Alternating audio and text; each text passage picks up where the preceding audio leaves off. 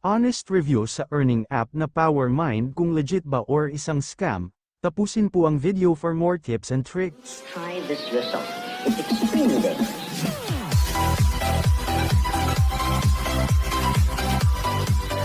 Guys, nandito tayo sa ating PowerMind earning application guys. So marami na po tayo napapanood ng mga promoter na nag-upload ng ganito na kumikita sila dahil sa PowerMind. So alamin po natin kung legit ba yun or hindi guys. So kung nakikita nyo po, nandito tayo sa ating Play Store guys. So ang review nyo po is 4.2 at meron na rin 500k download guys. So tara, alamin natin. Syempre lalaroin muna natin tong laro na to.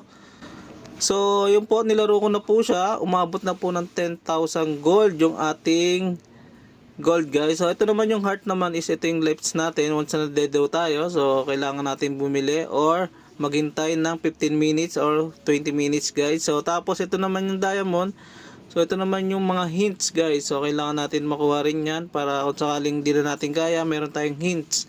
So basically itong games na to is more on memorize. So may memorize mo lang yung larawan na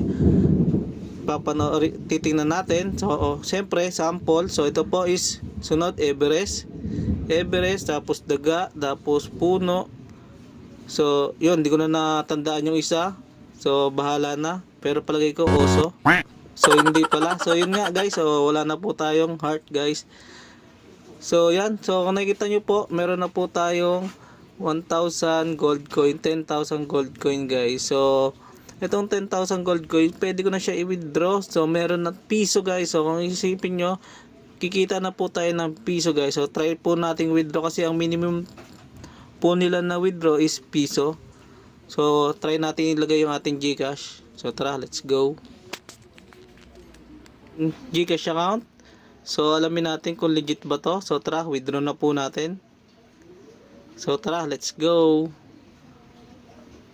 So yun nga, hintayin po natin kung magwi-withdraw siya or magsisend sa akin Gcash. So wait na lang po natin yan. So yun nga guys, kung nakikita nyo po, kakarating lang po sa akin.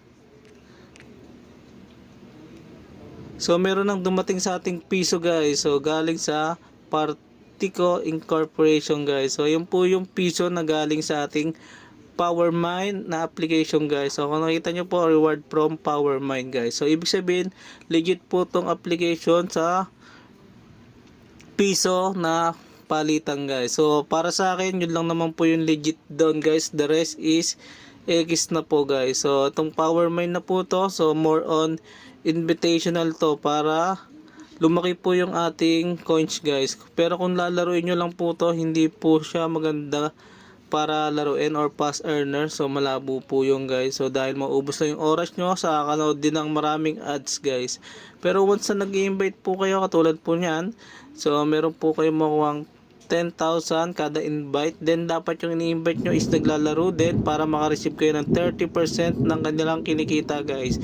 So syempre marami po nagpo-post nyan sa ating YouTube or TikTok dahil kumikita daw sila. So palagay ko dito lang po yun sa invitational code guys. So ito lang po is hindi puro laro lang to, kasi kung lalaruin mo lang to, so hindi tayo kikita rito. So nakikita nyo po, meron po tayong my score. So ito po yung leaderboard guys. So ito po yung kailangan nating lagpasan para kumita ng ganyan. So marami naman po yan. So medyo mahirap lang po yan guys kasi medyo mataas na po yung mga yan guys. So mahirap po kitain yan dyan guys. So para sa akin guys is isa lang tong piso earning coins guys. So piso lang po yung kikitain natin dito. Then maraming ads, so waste of time. So sayang lang din talaga yung oras. So yun lang guys. Once again, this is your J-Tron TV. Sana may naitulong sa inyo. Peace out. Once again, this is your J-Tron TV. See you guys to my next video. Peace out.